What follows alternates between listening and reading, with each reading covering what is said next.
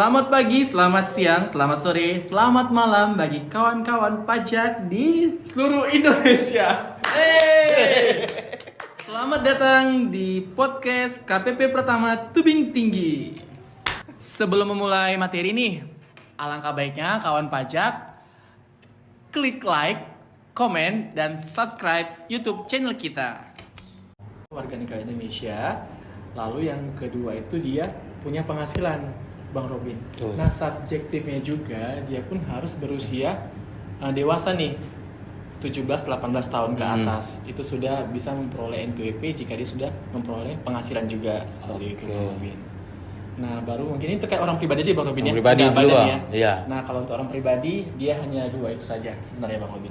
Dia punya penghasilan sama batas umurnya 18 ya? tahun ke 18 atas. tahun. Berarti misalkan nih Bang, dia masih di sekolah. Kan ada tuh terkadang yang kayak konten kreator cilik-cilik sekarang banyak tuh Bang. Nah, itu misalkan dia sudah punya penghasilan, apakah tidak bayar pajak jadinya atau seperti apa? Oke. Nah, untuk anak nih, anak yang memiliki orang tua yang sudah punya NPWP, nah itu nanti penghasilan dari dia menang hadiah, undian atau apapun itu harus tetap dipotong pajak ya Bang Robin ya. Cuma menggunakan NPWP kepala keluarga atau ayahnya seperti itu. Dia tidak perlu membuat NPWP terlebih dahulu karena dia belum dewasa. Kayak gitu. Belum 18 tahun tadi Bang? Iya, benar Bang. Oke, berarti untuk konten kreator cilik nih, tetap bayar pajak, cuman menggunakan NPWP orang tua. Terutama kepala keluarga ya Bang? Iya. Oke. Kesalahan subjektif objektif. Oke. Aku ke Bang Putra nih sekarang ya.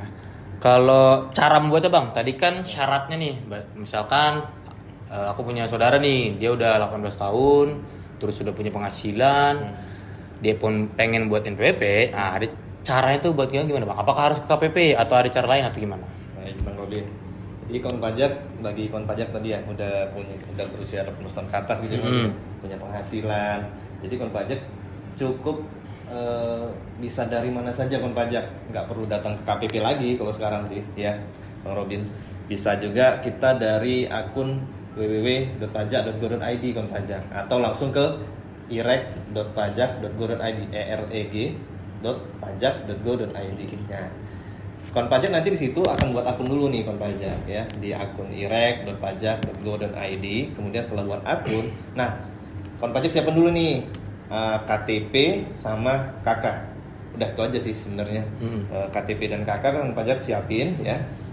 Karena nanti diperlukan untuk pengisian data-data waktu mengisi irek.pajak.go.id-nya ya.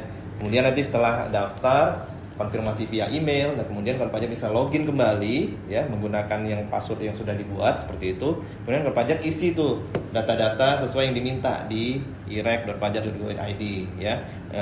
Bisa nama pekerjaan ya, alamat ya, kerja, email, nomor HP, semua kawan pajak isi ya di sana dengan benar dan lengkap seperti itu kawan pajak. Jadi jangan sampai data yang diisi itu data yang bukan sebenarnya. Jadi kalau kita memang bekerja sebagai karyawan, isikan sebagai pegawai swasta misalnya atau sebagai PNS seperti itu. Nah, kalau kawan pajak memang profesinya bukan karyawan tapi sebagai usahawan ya, memiliki usaha, apakah itu perdagangan, peternakan ataupun pertanian dan lain-lain. Nah, kawan pajak isikan di situ karena nanti ada namanya kode lapangan usaha di situ kawan pajak. Nanti di situ kawan pajak bisa pilih sesuai dengan apa nih yang sesuai dengan usaha dari kawan pajak itu, kriterianya apa saja gitu. Kemudian nanti akan juga bila diperlukan mengunggah kelengkapan ya, kelengkapan pendukung seperti itu. Nah, setelah itu tinggal klik kirim permohonan, nanti akan diverifikasi oleh KPP. Setelah itu udah deh langsung muncul tuh nomor NPWP-nya akan langsung otomatis muncul. Oh, langsung Bang dia. Langsung keluar. Nanti akan dikirim ke email kawan pajak masing-masing. Dan juga nanti kawan pajak bisa mengunggah fotonya ya, foto NPWP ya, dalam bentuk gambar ya. Nah, untuk kartunya sendiri nih Bang Robin, kartunya itu akan langsung dikirim nih kawan pajak ke alamat sesuai yang diisikan sesuai KTP ataupun alamat domisili kawan pajak yang diisi di formulir tadi seperti itu kawan pajak. Jadi cukup gampang kawan pajak, tidak perlu jauh-jauh datang ke KPP ya. Bisa langsung dari mana saja kawan pajak berada, bisa dari HP, bisa dari komputer, laptop dan lain-lain. Kawan pajak bisa melakukan registrasi untuk membuat NPWP. Seperti itu kira-kira. Berarti Iya. ibaratnya udah bisa di mana aja buat ya bang. Bisa. Nggak ada ibaratnya aduh jauh dari rumah atau apa. Iya. Terkadang orang kan ada rumahnya di sini, Iya. entah kerjanya di mana, Iya, tetap berarti beda. bisa buat bang ya. Beda domisili ya, beda. Dan itu langsung masuk ke email bang ya, NPP Iya. elektronik ya bang ya sifatnya ya. Ya, NPP-nya elektronik sekarang. Kartunya pun berarti tetap dikirim walaupun sudah dapat. Tetap Nah, dikirim. itu berarti kawan pajak ibaratnya ketika sudah selesai buat langsung dapet gitu. Jadi nggak ada ibaratnya tunggu harus berapa hari itu nggak ada. Dan tidak ada biaya udah pasti bang ya. Sudah pasti tidak ada biaya. Itu kawan pajak.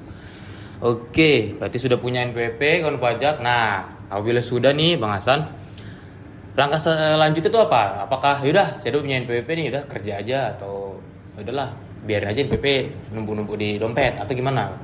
Nggak boleh numpuk ya Bang Robin. Nah, Nah, misalkan ini dia PNS lah contoh. Oh gini, ini bagi kawan pajak nih yang sudah punya NPWP kan kewajibannya emang hitung, bayar, lapor ya Bang Oh, Robin ya. betul. Tapi bagaimana kalau misalnya itu PNS atau pegawai swasta? Nah biasanya untuk pekerja PNS atau pegawai swasta itu otomatis akan dihitung dan dipotong langsung oleh bendara kantornya, Oh. bendara instansinya seperti itu. Nah tapi kalau misalnya untuk wajib pajak yang mungkin non karyawan, nah itu nanti menghitung sendiri tuh Bang Robin, menghitung lalu membayar baru melaporkannya. Ini sesuai dengan PP 55 tahun 2022 kayak gitu. Nanti pun kalau misalnya dia untuk pegawai ataupun PNS itu biasanya ada PTKP namanya Bang Robin. Apa tuh bang? Nah, penghasilan tidak kena pajak. Ini diatur dalam PMK 101 tahun 2016 Bang Robin. Jadi untuk wajib pajak itu diberikan penghasilan tidak kena pajak sebesar 54 juta per tahun. 1 tahun? Iya, 1 Uish. tahun. Dan tambahan lagi 4,5 juta jika sudah menikah dan memiliki anak dengan batasan tanggungan 3 orang. Maksimal 3. Iya, maksimal 3 orang. Nah, lalu bagaimana tarifnya mungkin ya Bang Robin ya? Ya, boleh. Nah, kalau tarifnya sendiri itu dia untuk undang-undang HPP yang sekarang itu dia ada 5%, 15, 25, 30 dan 35% Bang Robin. Nah, jadi kalau misalnya Bang Robin nih punya penghasilan setelah dipotong PTKP masih sisa, setelah dipotong 54 juta, ternyata masih sisa lagi 6 juta. Nah, untuk range 0 sampai 60 juta itu akan dipotong 5%. Oh. Nah, berarti hanya 5% dikalikan dengan 600.000 tadi itu. Oh iya. Hanya itu sih Bang Robin. Kayak gitu sih Bang Robin. Itu berarti pajak yang harus di-store oleh si bendaharanya. Bendaharanya, Berarti ya, Bang. kayak gitu. Berarti kalau misalkan dia tadi kan abang bilang kalau menikah tambah 4 juta 500. Iya. Berarti kalau dia single 54 saja, kalau sudah menikah 58 500 berarti bang ya. Lalu ditambah lagi dengan 3 anak contohnya nih. Mentoknya atau batasan itu sampai 72 juta per tahun. Bang Robin. Oh walaupun dia anaknya 4 tapi dia ikut 3 berarti bang. Iya, benar. Oke. Paham bang. Oke seperti itu. Ah kalau itu kan untuk kawan pajak yang ibaratnya karyawan lah atau bekerja di sebuah perusahaan atau di instansi pemerintah. Nah kan beda lagi kalau misalkan ya bang, aku ke Bang Putra. Misalkan dia bang punya usaha sendiri nih, usaha kecil-kecilan, entah itu usaha jual-jual sembako atau apapun itu, atau dia misalkan ternyata dokter. Nah dokter itu kan kita punya praktik sendiri bang ya. Ya. Jadi mungkin tidak ada yang kalau seperti tadi kan ada bendaharanya yang motong ya, ada yang setor. Kalau dokter kan dia berdiri sendiri tuh, praktik sendiri. Nah, itu hitungannya gimana bang? Oke, masih Bang Rubian. Jadi kan pajak tadi kalau untuk karyawan udah jelasin Bang Hasan ya. Kalau untuk usahawan nih, kita usahawan dulu nih Bang Robin ya. Ya, Bang. Kalau usahawan nih, misalkan kon pajak nih punya usaha toko lah kita bilang ya, toko perdagangan, dagang apa ya, dagang HP atau dagang apa ya. Kon pajak itu tetap sama kan pajak. Kon pajak tetap kewajibannya hitung, bayar dan lapor ya. Yang pertama hitung dulu nih kon pajak. Kon pajak nih peredaran brutonya atau omsetnya itu sebulan itu berapa gitu. Sebulan itu berapa dihitung nih. Kalau kira-kira memenuhi untuk memenuhi syarat dalam setahun ya, kon pajak hitung dalam setahun dia lewat nggak dari batasan 500 juta di PP 55 tadi ya. Oh, yang dijelasin Bang. Nah, seperti dijelasin Bang Hasan tadi, itu kan di PP 55 ada tuh batasan khusus UMKM nih kon pajak. Khusus UMKM itu adalah kriterianya yang omsetnya setahun di bawah 4,8 miliar ya kon pajak. Nah, khusus UMKM itu dihitung lagi. Dia dikenakan pajak nih Bang Robin ketika dia sudah melewati omset di atas 500 juta seperti itu. Nih, kon pajak perlu hitung nih sebenarnya omset per bulannya berapa dicatat, Januari berapa, Februari berapa, Maret berapa.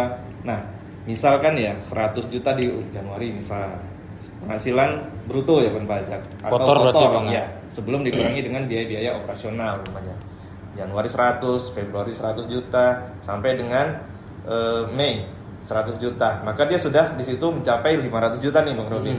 Maka dia mulai dikenakan PPh final ya sesuai dengan PP 55 itu mulai dikenakan pada bulan berikutnya yaitu bulan Juni karena dia melewati 500 jutanya di bulan Juni seperti itu kan pajak. Jadi mulai bulan Juni sampai dengan Desember dia akan dikenakan tarif 0,5% dari penghasilan kotor atau peredaran brutonya atau omsetnya Bulan, per Bang, ya? bulan seperti itu kan pajak. Itu untuk yang usahawan. Nah setelah itu apa yang dilakukan? Ya setelah itu ya lapor SPT-nya kan pajak. SPT-nya cukup 1 tahun sekali kan pajak ya. Cukup 1 tahun sekali. Jadi tidak ada SPT bulanan untuk PPh final ya, tapi cukup setahun sekali saja kon pajak. Itu nanti kon pajak di tahun berikutnya akan membuat rekapan bruto ya di lampiran SPT-nya dan di situ tertera berapa pajak yang sudah dibayar kon pajak per bulan itu ya. Di SPT tahunan 1770 nanti formulirnya. Nah, itu khusus untuk yang UMKM. Nah, Usaha, Bang, ya. kalau di atas 4,8 miliar ya beda lagi Bang Robin. Itu dia tidak bisa pakai PPh final lagi ya. Dia sudah harus pakai pembukuan ya. Kemudian kon pajak juga harus menghitung berapa laba bersihnya seperti itu. Nah, tarifnya sendiri tidak lagi menggunakan tarif PPh final yang 0,5% kon pajak, tapi menggunakan sama tadi tarif berlapis seperti yang sudah dijelaskan Bang Hasan ya. Setelah dikurangi PTKP, kemudian dikenakan tarif berlapis tadi 5, 15 ya. 3 sampai batasan paling tinggi itu 35% ya. Itu kan pajak nanti perlu untuk memahami ya untuk peredaran omset itu berapa. Jadi kon pajak perlu hitung seperti itu. Itu khusus untuk usahawan. Nah, kalau tadi misalnya untuk dokter ya, notaris, pengacara itu kan termasuk ke profesi ya kon pajak. Dan itu namanya pekerjaan bebas ya. Profesi atau pekerjaan bebas itu bisa kon pajak tetap menggunakan pencatatan ya. Tapi nanti dalam perhitungan di SPT tahunan kon pajak menggunakan perhitungan norma namanya kan. Norma penghitungan penghasilan itu. Nah, itu ada aturannya tersendiri kon pajak. Berapa besar norma penghasilannya itu per wilayah di Indonesia itu beda-beda, Bang. Ada beda-beda. Beda-beda, ya? Nanti kon pajak tinggal cari aja kira-kira yang sesuai berapa seperti itu kon pajak. Misal untuk dokter ya, jasa dokter yang bekerja ya. Ini berbeda ya. Maksudnya dokter di sini mungkin dokter yang buka praktek sendiri ya. Bukan dokter yang dipekerjakan di rumah sakit, itu berbeda lagi kon pajak. Jadi dokter ya yang buka praktek nih, dia bisa menggunakan norma penghitung penghasilan itu misalnya 50%. Maka penghasilan itu yang diperhitungkan sebagai penghasilan kena pajak itu adalah 50% dari penghasilan dia seperti itu. Nanti akan masuk ke SPT induknya dan dikalikan dengan tarif seperti biasa, dikurangi PTKP ya. Kemudian dikali tarif yang berlapis orang pribadi seperti itu. Nah, kalau misalkan dokter tersebut ya, ini cerita kalau dokter memang agak sedikit rumit ya, agak sedikit banyak karena dokter ini bisa juga dia bekerja di rumah sakit ya. Di situ dia sebagai pegawai ya bisa jadi kan, atau pegawai tidak tetap dan menerima bukti potong PPh pasal 21 tidak final. Nah, itu juga harus dimasukkan nantinya bukti potong PPh 21 tidak final itu kon pajak nih ya yang berprofesi sebagai dokter dimasukkan ke lampiran di SPT 1770 juga nantinya ya. Nanti dimasukkan ke lampiran 3 ya kalau nggak salah ya. Ya, lampiran 3. Lampiran 3 nanti dimasukkan dan itu bisa menjadi kredit atau pengurang pajak nih bagi kon pajak untuk penghitungan penghasilan kena pajaknya nanti seperti itu kon pajak. Jadi PPh terutang setelah dihitung dikurangi dengan kredit tadi ya, bukti potong yang sudah kon pajak peroleh dari rumah sakit seperti itu nanti bisa dikurangkan, maka jadinya kurang bayarnya berapa atau malah nihil atau malah lebih bayar seperti itu kon pajak, tinggal disesuaikan di perhitungannya seperti itu. Itu secara singkatnya mungkin seperti itu Robin. Sama juga seperti pengacara ya, notaris dan aktuaris ya Bang ya. Iya sama.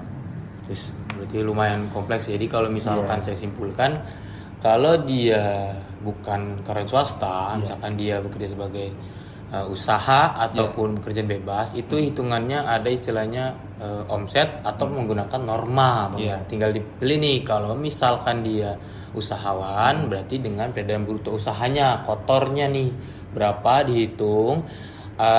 Untuk kawan pajak yang masih di bawah 500 juta, itu masih ada fasilitas Bang ya. Nah, setelah udah lihat 500 juta dalam setahun, itu dikalikan 0,5%. Nah, itu untuk usaha nih. Tapi kalau misalkan dia kerjaan bebas tadi seperti dokter, notaris, dia menggunakan istilahnya norma pencatatan Bang ya, atau istilah NPPN. Biasanya orang tuh kenal NPPN. Iya. Barulah nanti semuanya dikalikan tarif pasal 17 Iya. sama seperti Bang Hasan tadi. Oh iya Bang Robin, yang mengenai NPPN tadi, kawan pajak juga harus terlebih dahulu nih kawan pajak sebelum menggunakan NPPN tadi di tahun pajak sebelumnya ya, tahun pajak sebelumnya itu harus sudah menyampaikan pemberitahuan nih Bang Robin. Ya. Jangan lupa nih kawan pajak. Jadi tahun pajak sebelumnya kawan pajak menyampaikan SPT tahunan itu sudah harus bersamaan kawan pajak menyampaikan pemberitahuan bahwasannya di tahun pajak yang berjalan itu menggunakan perhitungan norma perhitungan penghasilan itu atau NPPN itu. Jadi jangan lupa kawan pajak. Berarti sekaligus SPT langsung aja dilampiri Bang ya. Iya, pemberitahuan. Oke, makasih. Sekarang aku Bang Hasan lagi. Nah, itu kan cara menghitungnya nih Bang, cara menghitung, cara menyetornya baik itu melalui bendahara ataupun setor sendiri. Nah, setelah hitung ya, lalu disetor. Ada istilahnya nama lapor Bang. Nah, ini lapor gimana nih? Laporan aja, by lisan atau gimana nih Bang? Boleh diperjelas ya. Ini Bang Robin, untuk pelaporan sendiri sebenarnya ada 3 jenis pelaporan nih kawan pajak. Ada yang 1770 untuk orang pribadi non karyawan seperti yang disampaikan Bang Putra tadi. Lalu ada 1770S dengan penghasilan bruto lebih dari 60 juta. Lalu 1770SS itu untuk penghasilan brutonya yang di bawah 60 juta. Nah, kalau terkait yang orang pribadi non karyawan tadi menggunakan skema PP 55 tahun 2022 Bang Robin, di mana pemerintah memberikan fasilitas untuk penghasilan tidak kena pajak sebesar 500 juta untuk omset sebesar 500 juta per tahun. Nah, jadi jika wajib pajak yang omsetnya kurang daripada itu, hanya tugasnya melaporkan saja. Karena kewajiban bayar dan lapor dalam undang-undang itu berbeda Bang Robin. Jadi bayar memang kita ada pajak yang harus dibayarkan. Nah, sementara untuk lapor sendiri, kewajiban kita lapor karena kita memiliki NPWP. Gitu Bang Robin. Nah, tadi yang orang pribadi, usahawan atau non karyawan tadi menggunakan skema PP 55 tahun 2022 di mana wajib pajaknya menghitung dulu Bang Robin.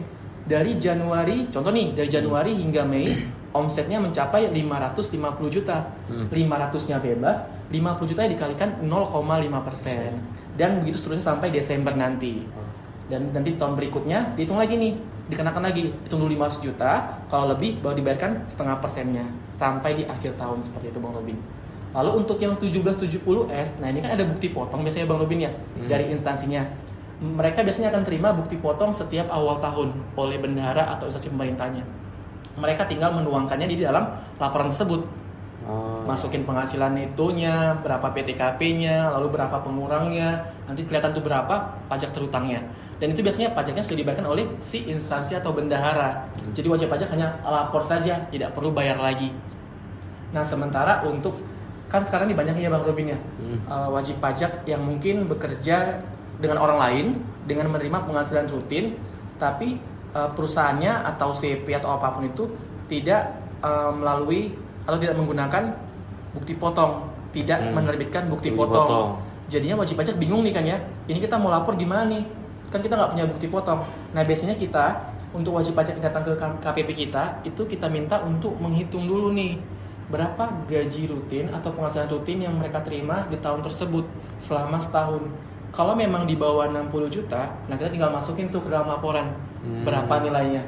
Lalu pengurangnya itu kalau misalnya ada pembayaran zakat resmi nih ke Badan Amil, nanti bisa sebagai pengurang tuh, bisa mengurangi pajak terutangnya juga gitu Bang Robin. Lalu tambah lagi dikurangi dengan PTKP. Kalau memang telah di bawah PTKP, contoh nih Bang Robin PTKP-nya 54 juta dengan penghasilan di bawah 60 berarti 55 juta ya Bang Robin ya. Anggaplah 54 juta sama-sama 54 juta. Kan penghasilannya kan 0 tuh ya. Penghasilan itunya kan 0 jadinya ya. Maksudnya kan karena setelah dikurangi PTKP jadi 0 tuh. Kan tidak ada pajak terutangnya. Nanti bisa langsung dilaporkan. Seperti itu. Tapi kalau misalnya memang wajib pajaknya ternyata punya setoran atau pembayaran rutin ke Badan Amil Zakat, itu harus dikurangin dan itu harus ada buktinya. Oh, bukti dari zakatnya ya Bang ya. Jadi zakat itu harus ada buktinya. Tidak bisa, oh saya zakat ke masjid nih, saya zakat ke badan ini, tapi tidak ada bukti resmi dan tidak melalui badan yang terdaftar di pemerintahan. Nah, itu nggak bisa diakuin sebagai pengurang dari penghasilan bruto kayak gitu. Nah mungkin itu aja Bang Rubin kalau untuk yang di bawah 60 juta. Kalau untuk yang tadi non karyawan dengan karyawan emang agak sedikit kompleks ya. Iya, Tapi betul. kita memang punya perhitungan sendiri untuk yang non karyawan dan ada bukti foto yang terbitkan oleh bendahara untuk yang karyawan. Karyawan. Oh, gitu. Jadi intinya setiap laporan itu harus dituangkan dalam sebuah formulir, Bang. Iya. Oke. Nah, itu terkait pelaporan bagaimana mekanismenya. Tapi kalau misalkan kawan pajak misalkan jauh nih, apakah lapor pajak harus kembali pulang ke rumah dulu atau gimana? Kan jauh nih, atau bisa lewat online. Aku ke Bang Putra. Ada gak media online Bang dari pajak sendiri untuk memfasilitasi wajib pajak yang jauh dari rumahnya atau jauh dari kantor pajak terdaftar dia untuk tetap bisa melaporkan pajaknya? Iya, Bang Robin, sudah pasti kon pajak DJP selalu menemukan solusi untuk kon pajak yang Dari setiap masalah. Iya, dari setiap masalah kon pajak nih. Contohnya tadi, kon pajak ada di Jakarta misalnya, sementara terdaftarnya di Medan nih, kon pajak, atau di Tebing Tinggi kon pajak nih, di KPP Pratama Tebing Tinggi. Tapi kon pajak bekerja di Jakarta nih. Apakah harus naik pesawat dulu? Tiket lagi mahal ya. Tiket Bang? lagi mahal nih. Nah, kon pajak sebenarnya tidak perlu datang ke KPP terdaftar, ya. Atau malah tidak perlu sama sekali datang ke KPP nih kon pajak. Ya, jadi kon pajak dari rumah aja ya, dari kursi rumah aja bisa kon pajak dari media HP saja malah. Itu kon pajak bisa melaporkan SPT tahunan kon pajak ya melalui akun DJP online ya kon pajak. Kon pajak bisa melaporkan yang penting yang pertama dulu nih Bang Robin harus sudah punya EVIN ya kon pajak. Kon pajak harus sudah punya EVIN, kemudian mengaktifkan akunnya di DJP online nih kon pajak. Setelah aktifkan akun, kemudian konfirmasi aktifkan ya di email ya. Nanti kon pajak bisa masuk tuh ke akun DJP online. Nah, di sana ada menu lapor kon pajak. Menu lapor tinggal dipilih disesuaikan dengan kondisi kon pajak, status usahanya apa atau pekerjaannya apa, apakah sebagai karyawan atau sebagai usahawan. Nah, kalau kon pajak sebagai karyawan, kon pajak bisa memilih menu e-filing nih kon pajak. Lebih gampang ya, karena kon pajak tinggal mengisi di sana ya. Apakah kon pajak tinggal diisi aja sesuai dengan pertanyaan-pertanyaan yang muncul di sana ya, di menu e-filing tersebut kon pajak. Berarti misalnya penghasilan apakah di atas atau di bawah 60 juta seperti itu. Maka nanti dia akan mengklasifikasi formulirnya karena berbeda kon pajak ya. Untuk di bawah 60 juta SS tadi ya, di atas 60 juta yang ES seperti itu 1770S.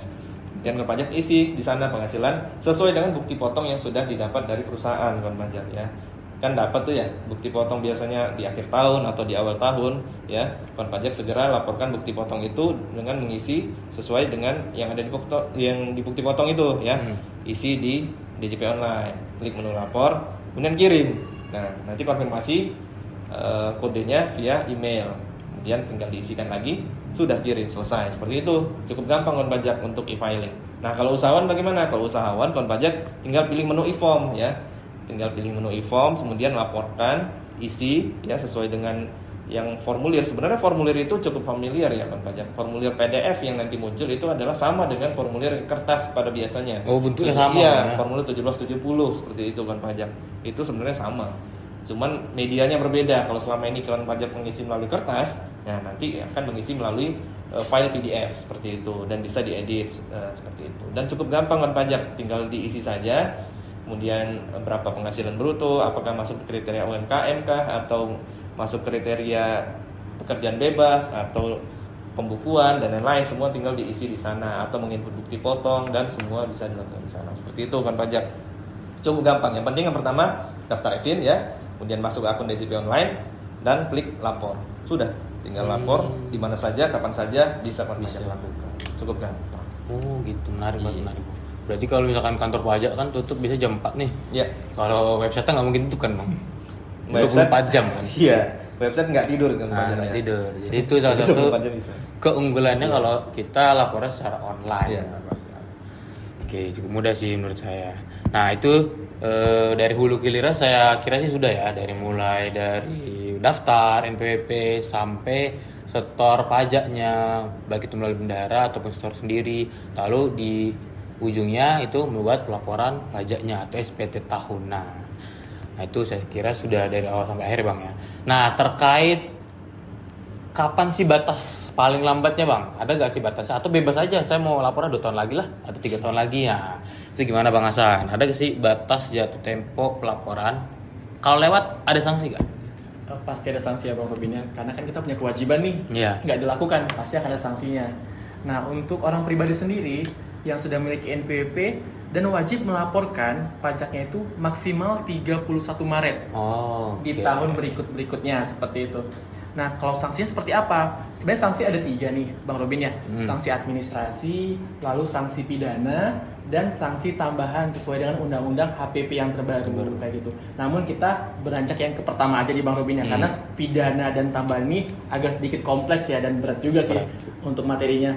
Nah untuk yang sanksi administrasi itu hanya untuk wajib pajak yang telat lapor atau tidak lapor melebihi dari tanggal 31 Maret tersebut akan dikenakan sanksi sebesar Rp100.000 Bang Robin. Lumayan ya bang ya. Lumayan ya Bang 100.000. Robin ya. Nah, padahal wajib pajak bisa datang aja langsung ke sini dan dibantu oleh petugas pajak Petugas, kayak gitu. betul. Berarti kalau misalkan dia lewat sehari atau lewat 2 hari itu nambah nggak? Atau tetap 100.000 Tetap 100.000 ya per tahun ya. tahun? Jadi gitu kan pajak, ingat 31 Maret paling lambat ya di tahun berikutnya. Jadi misalkan laporan pajak untuk tahun ini 2024 berarti paling lambat itu 31 Maret 2025 bang ya. Lewat sehari, lewat berapa bulan pun itu tetap sanksinya 100.000. Jadi diingat kembali kawan pajak yang sampai lewat 31 Maret. Gitu. Oke, nah itu saya kira udah sih dari beberapa informasi terkait wajib pajak orang pribadi ya. Nah, saya mau bahas sedikit tentang sedikit trivia ya tentang Cortex. Nah, Cortex ini kan lagi ramai ya Bang Putra ya. Iya. Lagi ibaratnya lagi happening lah, lagi viral lah ibaratnya. Tapi apakah tahun depan sudah pakai Cortex? Iya. Gimana Bang? Ya, memang Cortex sedang menjadi perbincangan hangat selain dari PPN 12% ya. Iya. Ya, mengenai sistem Cortex ini kan pajak, ini kan sudah bulan Desember nih kan pajak. Nah, sudah bulan Desember. Nah, tahun depan nih awal tahun ini udah di depan mata nih kan pajak. Biasanya kan pajak sudah menghitung nih mulai dari ada dapat bukti potong nih ya, akhir tahun atau awal tahun nanti kan pajak udah dapat bukti potong. Nah, ini ada sistem Cortex ya, kan pajak itu bagaimana nih? Apakah langsung ke sistem baru ya atau tetap DJP online? Jadi jawabannya kan pajak untuk tahun pajak 2024 yang akan kita laporkan di tahun 2025, maka kan pajak tetap menggunakan DJP online kan pajak. Sebagaimana tadi sudah kita jelasin nih ya. Bisa datang ke KPP boleh ya, atau dari rumah pun boleh, dari kantor pun boleh. Kon pajak tinggal lapor seperti biasa. Kon pajak menggunakan DJP online seperti biasa nih. Kon pajak tinggal masuk ke menu lapor, kemudian isi berdasarkan pertanyaan ya, apakah kon pajak masuk kriteria e-filing ya Atau e-form. atau e-form. Kon pajak tinggal isi aja, tinggal pilih di sana. Nah, kalau nanti kon pajak sudah melaporkan ya, maka untuk kewajiban tahun pajak 2024 selesai. Nah, mulai tahun pajak 2025 itu nanti tahun pajak laporkan di tahun pajak 2026. Nah, maka disitulah kon pajak mulai menggunakan aplikasi Cortex ya. Di situ kon pajak melaporkan SPT tahunan ya, khusus SPT tahunan untuk tahun pajak 2025. Nah, kalau khusus untuk masa pajak Januari itu sudah ada kewajiban sebenarnya selain kewajiban SPT tahunan nih Bang Robin ya. Karena kan misalkan ada kon pajak terdaftar sebagai PKP ya, misalnya. Nah, kan ada tuh kewajiban PPN setiap bulan ya kon pajak. Kewajiban pelaporan SPT masa PPN. Nah, itu sudah harus dilaporkan menggunakan aplikasi Cortex mulai masa pajak Januari 2025. Atau misalkan ada ketentuan lebih lanjut mengenai itu ya Bang Robin. Nah, nantinya Cortex ini kon pajak memang sedang kita edukasi nih Bang Robin ya. Memang ke wajib pajak bagaimana menggunakannya ya, bagaimana tata cara pelaporan, pembuatan bukti potong dan lain-lain seperti itu. Jadi kon pajak tidak perlu khawatir mengenai pelaporan SPT tahunan ya. Tetap menggunakan DJP online ya di tahun depan. Karena nanti akan Cortex-nya digunakan di 2026 untuk SPT tahunan nih khusus ya Bang. Berarti masih ada waktu lah Bang ya. Masih ada waktu. Ada waktu ya, tenang aja kawan pajak. Terkait Cortex sendiri pun sebenarnya akunnya itu ya akun user DJP online Bang. Sama kan pajak. Sebenarnya nggak beda, hanya sebenarnya nanti Cortex itu mengakomodir semua aplikasi pajak lah. Oke, saya kira sih udah cukup sekian ya Bang ya. Iya. Jangan lupa untuk like, komen, dan subscribe YouTube channel kita. Pajak Kuat Indonesia Maju. Wassalamualaikum warahmatullahi wabarakatuh. Sampai jumpa di podcast selanjutnya. Yeay.